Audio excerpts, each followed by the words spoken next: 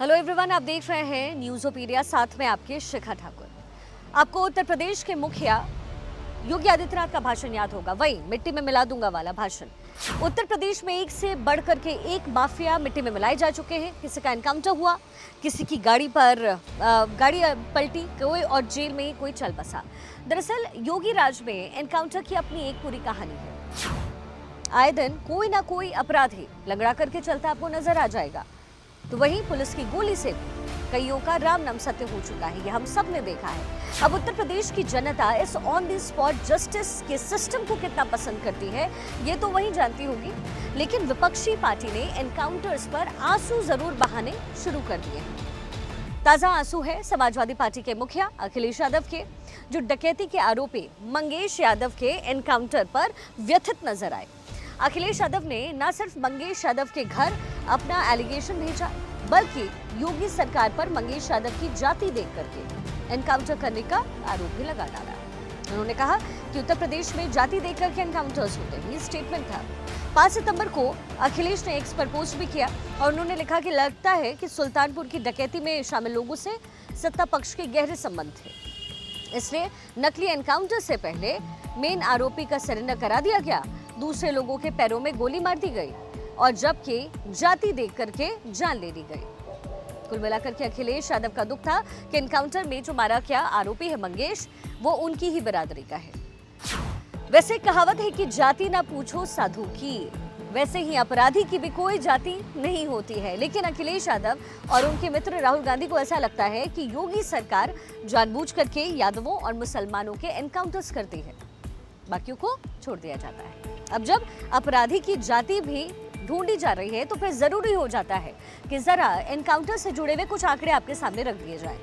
और ये जो आंकड़े हैं वो अखिलेश यादव और उनकी कंपनी को खास तौर पर जरूर देखनी चाहिए। हम दिखाते हैं। हिंदी न्यूज पेपर दैनिक भास्कर की एक रिपोर्ट कहती है कि योगी सरकार के अब तक 7.5 साल के टर्म में कुल 12,525 एनकाउंटर हुए। इसमें 207 बदमाश मारे गए, जबकि पुलिस के 17 जवानों को भी शहादत मिली है। इन एनकाउंटर में 6,500 से ज्यादा बदमाश घायल हुए हैं, ये रिपोर्ट कहती है। लेकिन आप जानते हैं कि इन एनकाउंटर में सबसे ज्यादा जो है जिस जाति और धर्म के लोग मारे गए हैं, क्या आप जानते हैं ये? तो चलिए जाति से पहले धर्म की बात करेंगे, फिर जाति पर आते हैं। रिपोर्ट कहती है कि इन मुठभेड़ में कुल 67 लोग मारे गए, 67 मुस्लिम मारे गए हैं, जबकि 140 हिंदुओं की जान गई है। यानी मुठभेड़ में जितने मुस्लिम मारे गए, उससे 2 गुने हिंदुओं का एनकाउंटर हुआ है। अब बात साफ हो गई कि एनकाउंटर धर्म देख करके तो नहीं हुआ, और अगर ऐसा होता तो ये आंकड़े एकदम उल्टे हो जाते। अब बात करते हैं जाति की। तो जनाब, 2007 में जिन 140 बदमाशों और गैंगस्टर्स को ढेर किया गया है, उनमें से सबसे ऊपर है ब्राह्मण, और उसके बाद ठाकुर है यानी राजपूत शामिल। भास्कर की एक रिपोर्ट जो है वो कहती है कि 2017 के बाद से अब तक 20 ब्राह्मणों को जो है जान से हाथ धोना पड़ा, उनका एनकाउंटर हुआ है, जबकि 18 ठाकुर जाति के अपराधियों को मुठभेड़ में ढेर किया गया है। तीसरे नंबर पर आती है जाट गुजर, और इस कम्युनिटी से 17 लोगों का एनकाउंटर हुआ है। तो यादव आते हैं अब चौथे नंबर पर, समझ गए आप, जिनकी संख्या है 16।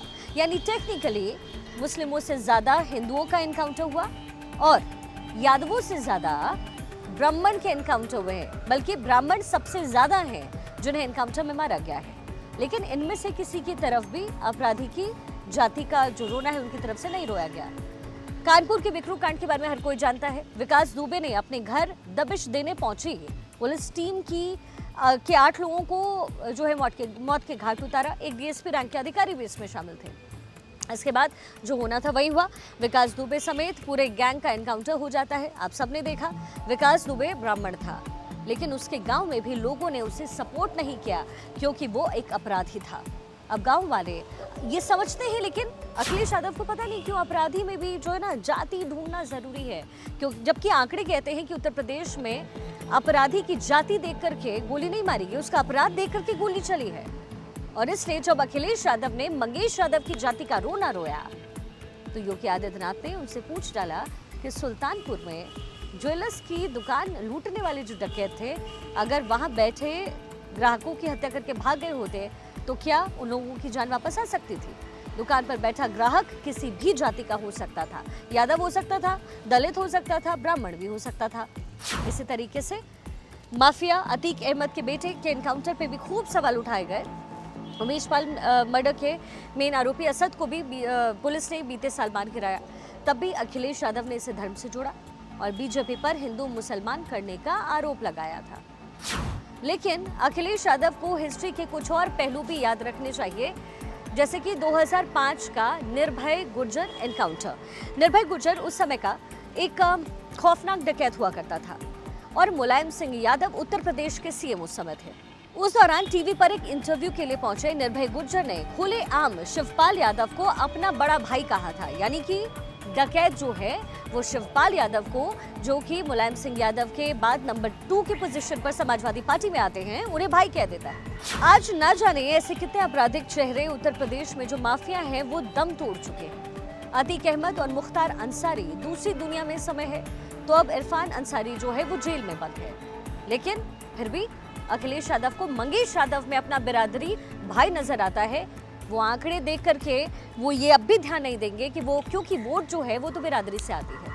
आंकड़े उनको अभी भी हैरान और परेशान नहीं करेंगे या फिर उनकी गलती उन्हें नहीं बताएंगे।